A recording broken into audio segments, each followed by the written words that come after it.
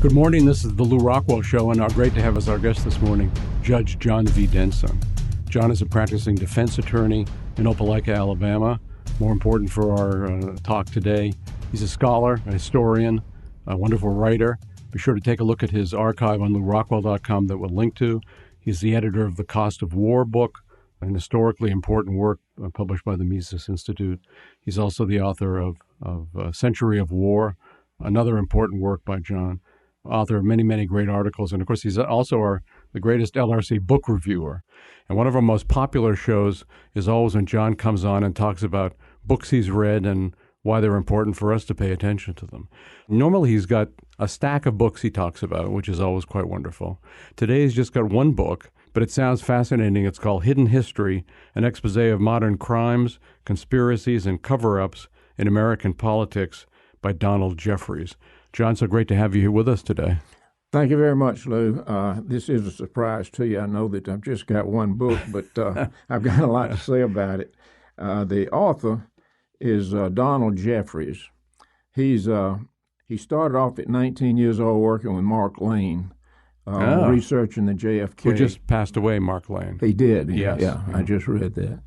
89 years old. Yeah, he was a great guy. The author is he's not a trained historian. He's got one other book. Well, that's in his favor, isn't it? So he'd never get tenure now if he tried to be. But it's from the forward. It says this about the book. It says, "I can remember when believing in conspiracies wasn't cool. Now, in the second decade of the 21st century, more people are starting to sense that things may not be as they appear to be. The truth in Lord Acton's classic axiom that power corrupts and absolute power corrupts absolutely becomes more self-evident every day. Politicians from the only two parties we have to choose from break promises. They're unresponsive to the will of the people, and they opt for war, austerity measures, and state control over and over again." Gary Allen, author of the book None Dare Call It Conspiracy, defined things perfectly when he wrote, "It must be remembered that the first job of any conspiracy, whether it be in politics or crime or within the business office, is to convince everyone else that no conspiracy exists." So what I really like about the book is the format that it has. It combines a huge number of acts of government and cover-ups and murders all into one book. And it's much like the Declaration of Independence. I think he's using the Thomas Jefferson strategy here. Here's what Jefferson says in the Declaration of Independence that I think that confirms the format of the book of putting all these in one place. It says, "Prudence indeed will dictate," this is Thomas Jefferson in the preamble to the Declaration, "prudence indeed would dictate that governments long established should not be changed for light and transient causes, and according to all experience has shown that mankind are more disposed to suffer while evils are sufferable than to right themselves by abolishing the forms in which they are accustomed. But when a long train of abuses and usurpations, pursuing invariably the same object, evinces a design to reduce the people under absolute despotism, it is their right, it is their duty to throw off such government and to provide new guards for their future security. Such has been the patient sufferance of these colonies, and such is now necessarily the constraints them is to alter their former systems of government. The history of the present King of Great Britain is a history of repeated injuries and usurpations, all having the direct object of the establishment of an absolute tyranny over the states." And then he begins to list about, looks like 30 or 40 usurpations by the king. So this is, I think, a thing about conspiracies. If people say, well, that's just a conspiracy theory, but conspiracies do exist. And a lot of this is about the conspiracy that is taking place in America by what I call the power elite or the dark state, deep state. Here's just a sample of some of the subjects that he covers. Of course, he covers the John F. Kennedy assassination of Martin Luther King, assassination of Robert Kennedy, Watergate, the shooting of George Wallace, Ruby Ridge, Vince Foster case, Waco, death of Ron Brown, Oklahoma City bombing, TWA Flight 800, the death of John F. Kennedy Jr., which was sort of some of the, a lot of this is new to me, but I've read all these as you have as they occur. But, you know, those kind of disappear into your subconscious for a while. When you put them all together, it's a tremendous message. But continuing, he covers 9/11, and that's the main thing I want to talk about because he brings up some new stuff that I've never heard of. The war against al-Qaeda, the invasion of Iraq, the killing of bin Laden, the death of William Colby, the former CIA, and then finally the Federal Reserve and fractional banking. Wow. Is part of the conspiracy. Now, sounds like a Rothbardian. Yeah.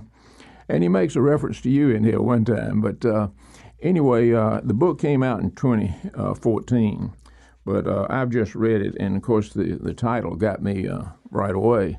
But I recommend the book.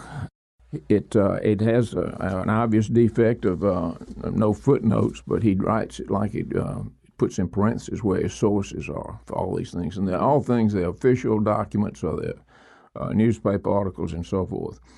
But what I would like to see is some book in the future that just takes the actions that you think the deep state power elite is involved with and show it. And a lot of these are, but he also has in here just petty crimes and the dysfunctional Reagan family and stuff like that. Well, John, this is an assignment for you. No, it's your next book. You know, I would think that he probably did this all on his own. He probably doesn't have a staff that helps him, or an editor or anything. He just he wrote this thing, and it's very, very, very good. And I think the people listening to this would enjoy reading the book because it refreshes your recollection about all these things that we've read about over the years. Because this goes back a good way. You know, when I talk to people about the book, it's just a conspiracy theory, as though that's an answer. That's what we're taught to believe, of course. That's right. And you just say, well, you dismiss it. But in my judicial roles, I dealt with conspiracies all the time. I was a United States magistrate judge, which is a federal judge, and mainly things that I dealt with then were the FBI, and they would come in for a search warrant or arrest warrant and things like that. And, of course, I was the main guy about probable cause. I gave them pretty hard fits about doing that. And then the last capital murder case I tried as a circuit judge in state court was a conspiracy to commit robbery. And it turned into robbery and murder. And capital cases are cases where the only penalty is either life without parole or death. And so there was a conspiracy, and part of the defense was, look, I didn't sign up for murder. I just signed up for robbery. So conspiracies exist. And I think when you put them together like Jefferson did in the Declaration of Independence, or he does in this book, then it becomes very obvious what the design is. And that is to concentrate power into a certain power elite and for things that they want. Now, the main reason I like the book, though, is about 9/11. And he has a witness that he has talked to, and he has the statement of this witness. His name is Scott Forbes. He now is working in the UK, but he was working for a financial institution on the 97th floor of the South Tower. And he says that they will put on notice in his financial office that there's going to be a cable update. We're going to put in new cables all the way through the South Tower. And he understood they were doing it in the North Tower, too. And so they went through these things of, we're going to ask everybody to be evacuated on a certain time. And they cut off all the power and all the security for 36 hours. That meant, I've always wondered about this thing about the bombs being in there. You know, how would anybody have the ability to put bombs in those towers with all the security they've got? And here is the key, is that they were evacuated and all the security cameras cut off and all the electricity cut off so they could allegedly put in cables. And he says that while he was doing that, he heard all these kind of strange noises in the floor above him, and he knew it was a locked space and nobody in there, and all kind of heavy machinery sounded like moving around. So anyway, he worked all weekend before 9/11, and so he was off on the day of the bombing. So he lived through it, but 98 of his people in his company died in it. But he talked to those, the families of those people, and they got emails. I mean, not emails, but calls on their cell phones to the parents and wives and so forth, that there were all kind of explosions going off. That after the planes hit, you could hear these explosions constantly going off in the building. And then, of course, it collapsed, as we've all seen, straight down, like we destroy buildings intentionally with bombs. So he now is living in the UK, and he has written to and called and tried to get 9/11 commission to give testimony, and they won't do it. And this, to me, solves the question I've always had. Well, they had no access to put bombs in there, but here it is. And he says they're now denying that there ever was a power cutoff or that cables were put in. So they're trying to dismiss all that, even though he knows that that's what he did. They were trying to save the information on their computers when the power went off, so it would be there when they cut the power back on. So the whole building, in fact, was shut down, so people could put the bombs in there.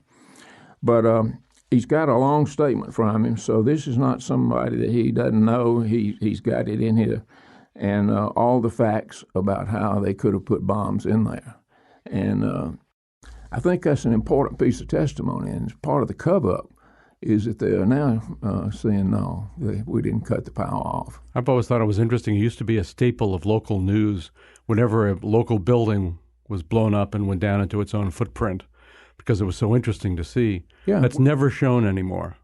That's never shown. So I think it's politically incorrect to show it because, of course, it looks just like the towers. You're not supposed to remember that. I mean, it's like telling you that 2 and 2 is 5. I mean, I know what I see. I count 2 and 2 is 4. And I see these buildings collapsing down. And, of course, there's never been a fire that knocked down a building like that. No. In world history. And of course, the statement that the experts say is that you have to have such terrific heat to melt, and that never would have gotten that hot. But they say that what happens, all this fuel dripped down and caused all this. But the fallacy there is, what about Building 7? It wasn't hit by any plane. It's right over there next to them, and it collapses just like the towers. So my theory on Building 7, and I think that's sort of a key to the whole 9/11, is that I do not believe that the pilots of those planes flew the planes into the buildings. If they were held at gunpoint and told to fly into it, they know they're going to be killed one way or the other, so why fly into it? Why not go into the ocean and be shot in the head?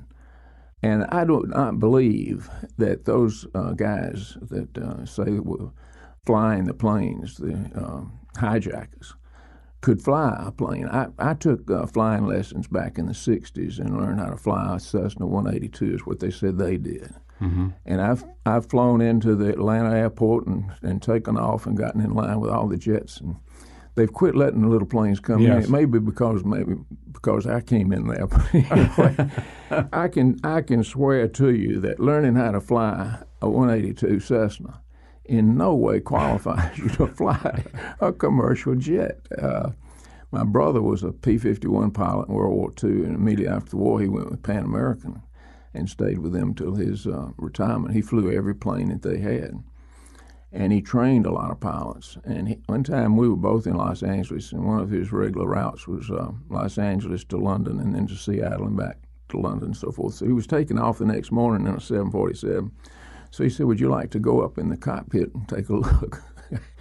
And, the massive amount of instruments are there. And he talked about all the training they have to do and the training that he gave others to fly a plane like that. Any other commercial jet. It's just impossible for those guys to have learned enough that they could do that precision flying. So here's my theory. I think that Building 7 contained the remote controls for those planes. I think that that's the way they took over control, and that's the reason that Building 7 had to be destroyed too, because it had the evidence for the remote control. And that's just a theory, but it's based on the fallacious conclusion that those guys knew how to fly commercial jets, those hijackers. I mean, they just don't think they could. So he touches a lot on 9/11, and to me, 9/11 is the Pearl Harbor of our day. I think it was an inside job done by cooperation, probably of the CIA and the military, and it was to get us into the never-ending war of terrorism. We would never have the Patriot Act or the Home Security, that the president killed people by meeting on Tuesday and making a list. Mm-hmm. All of that is a result of 9/11, and it panicked the people. Here we are attacked on our own soil, 3,000 people killed. I mean, we need to go to war. And there's no end to the war on terror. And you would never have a Patriot Act passed during peacetime or a kill list for the president or Homeland Security. It's all a massive stealing of your security and of your freedom in order to have security. And so I think 9/11 is something we need to stay on top of and put the pressure on, like we did with the Kennedy assassination. People just kept demanding until they created commissions to get the evidence. So I think it's an important issue to keep alive and put the pressure on the politicians. You know, John, I wish he were still here and I could talk to him, but the late Kent Snyder, who was Ron Paul's 2008 campaign manager, had picked me up once to go to Ron's office at National Airport. We're driving past the Pentagon, and he said, my uncle is a senior pilot for British Airways. And he said, there's no way that any amateur pilot could have flown. They said it would have required, and he said it would be difficult for him to fly the plane the way it had to go up and down at the speed it went to hit the Pentagon. That it was it was just a fantasy, just science fiction. The idea that these guys who trained in a Cessna could have flown this plane that way. He said even the most experienced pilot would find it very, very difficult. Yeah, I mean, it's just so impossible to me for them to believe that we believe it. I mean, sure, it's just... Although more and more people don't believe it, right? And more and more people never believed it. I think, though, that people see what they do not realize is blowback. They see terrorist attacks, they think, and so that must have been true, that 9/11 was a terrorist attack. And just looking back, the skeptics just say to me, well, there would never be a plan by the American, the CIA or the military, or anybody else, to kill American citizens. Yeah. And so you got the example of Pearl Harbor, and we now know that the plan was to let about 3,000 sailors be killed so we could get into the war with Japan. It was a planned thing, as we know now from the release of the military code being broken and the book by Stennett, that it was just a planned deal. And there's an interesting one-on-one meeting with President Roosevelt that I have in Century of War as an appendix. And there was a congressional hearing back when Bill Clinton was president on the Pearl Harbor matter. And the families of Admiral Kimmel and General Short were trying to get their names cleared, and they were reduced in rank and dismissed by Roosevelt. So Congress passed a resolution recognizing that the people in Washington had sufficient notice of the attack. If they had given adequate notice to the people in Pearl Harbor, it would have been prevented. Mm-hmm. So they made a finding, congressional finding, that there was no bad conduct on the part of Kimmel or Short, and restored their ranks and cleared them of any wrongdoing. But Bill Clinton refused to sign it. So, but while that was going on, Bill Clinton got a letter from a lady, and she said that her father was, and this was published in the Naval News, and I've got the whole thing in my book, Century of War, as an appendix. It says her father was head of the War Division of the Red Cross for America. And he was called to the White House by President Roosevelt, and one-on-one, and he told him, he said, look, my intelligence people tell me there's going to be an attack on Pearl Harbor very soon, and I need for you to send supplies and personnel to the West Coast, and we will transport them to Pearl Harbor. And her father, who had lived to be 98, but told her about this in 1970, he said he's worried his whole life about the morality of that. And he told the president, he said, look, can't you do something to warn these people so they won't be killed? And Roosevelt told him, says, no, we could never get into the war unless Americans are killed on American soil. And wow. That letter, his letter is in there, and it's just a deliberate, premeditated murder. And yes, they can plan to kill Americans.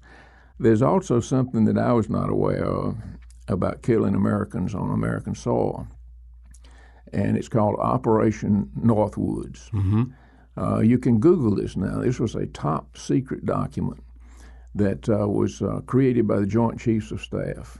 There's actually a great Wikipedia article on Operation Northwoods. Yeah, I've got that with me here, and you can look it up. Wikipedia. I did that, and the story of Operation Northwoods is that while Eisenhower was president, he encouraged the Joint Chiefs of Staff to come up with some plan where they could invade Cuba. And Eisenhower left before they completed their plans. But when Kennedy came in, the Joint Chiefs of Staff, and you can read all this, it was a top secret document, and it was released because of the Kennedy Assassination Records Review Board. It was released publicly in November of 1997, but you don't hear much about it. No. But here's the plan. They were going to disguise some jet planes as Cuban aircraft. They were going to have them attack in America and kill American citizens and military personnel. And that would be a reason to have an invasion of Cuba. And knock down a civilian jetliner, right? They were going to blow up an American civilian jetliner and kill everybody on board. That's right. That's in the report, too. I mean, the whole thing is, and they presented this to McNamara, and he turned it down. And so Kennedy ends up, he fires the chief of the Joint Chiefs of Staff named General Lemitzer. Yes, Lyman Lemitzer. And but he transferred him to NATO rather than make it look like it's some promotion. He can go kill civilians in Europe now. But here's the military gets turned down on their main plan, and here's the CIA and the Bay of Pigs. And when those two things combine, that's when I think the plot came that Kennedy has got to go. He's too soft on communism. But this is a plan, unanimous approval by the Joint Chiefs of Staff to kill American citizens, civilians and military, on American soil in order to have an invasion to fight communism. So yes, that could be a plan to kill American citizens in the towers. But isn't this every single American war like this? It's always, those horrible other guys attacked us first, yeah, and therefore we have to go to war. That's right. As Roosevelt told the man that of the Red Cross, that Congress would never declare war unless the Americans were attacked on American soil. So Bush didn't wait on that. He just attacked Iraq. It had nothing to do with it in order to get the war on terrorism started. And you mentioned about that they needed an American Pearl Harbor.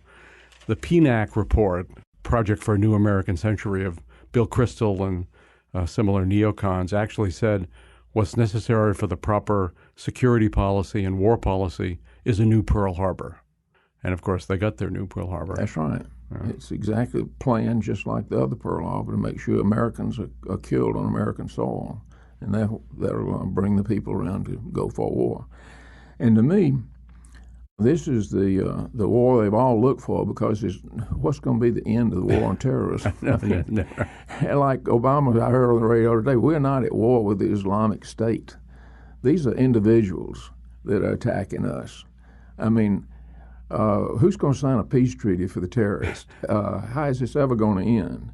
So I think that this book is sort of the format that needs to be followed, and put all this together to show there is a design about all this in order to get the power.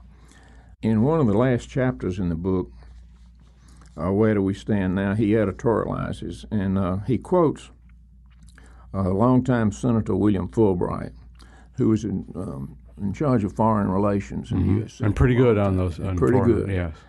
And he quotes Fulbright as follows: "The case for government by elites is irrefutable. Government by the people is possible, but highly improbable." People that deal in foreign policy know that there is an elite that they have to be consulted to in order to do things. David Rockefeller now, in his memoirs, has proudly admitted, yes, I've always worked for an international world government, and I hope to be successful. And he created the Trilateral Commission, and he's, you've got the Bilderbergers, you've got all these organizations as kind of the fronts. But Henry Kissinger's memoirs now says, what we've got to realize all over the world now is these nation states have got to start giving up some of their sovereignty in order to have an international control. So this is an old idea that we're seeing. We're getting closer and closer to that, and it needs to be an awakening on the part of the American people as to what's happening. The closest I think we've come to finding out sort of the inside scoop of what the power elite do was a historian called Carroll Quigley. And he taught at Harvard and Princeton and in Georgetown. Bill Clinton took courses under him at Georgetown and praised him as the best professor he had. But at one time, Carroll Quigley was allowed inside the inner sanctum of the power elite to look at their documents, and going all the way back before World War I. And he did a lot of research and had a manuscript that he completed in 1949. And he submitted that for publication, and 15 publishers turned it down. Too hot. So he died in 1971, and someone found that manuscript and had it published in 1981, and it's called The Anglo-American Establishment. My book is, I've got it here. A man named Zollinger got the manuscript and had it published. It's The Anglo-American Establishment by Carroll Quigley. It lets you inside, and he says that group has controlled the writing of history ever since before World War I in England and America, and that they've started wars. They started the Boer War. They were instrumental in World War I and the Versailles Treaty. So it's this man was inside the group and is able to write about it. So let me end by reminding us about George Orwell in 1984. He said the main premise for people to control the population is through war. And so what he has in 1984, he doesn't have one central government. He has 3 regional governments, like the Trilateral Commission. And it's just like in the movie Wag the Dog. Those governments are always at war with each other. They'll finish one war. You never get to see anything except on television how the war is going. Yes, they're going to attack it, and you keep this hate going up. But the essential thing is having a constant war, and that's the way you control the people. And you have the 5 minutes of hate and all the propaganda that we've always been at war with Oceania. That's right.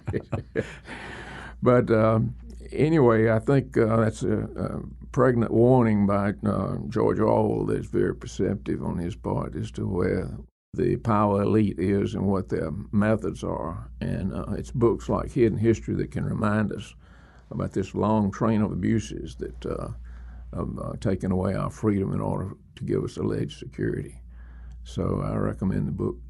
John, it reminds me of what Murray Rothbard always felt, that the key issue for libertarians, or for that matter, for civilization, was war and foreign policy. And that's how you judge politicians, and it's how you judge what's going on in the world. Their most significant and, of course, evil weapon is war, and it's why it's so important to be questioning it, as you've done in your Cost of War book and your wonderful Century of War book. I want to highly recommend, by the way, this book, Century of War.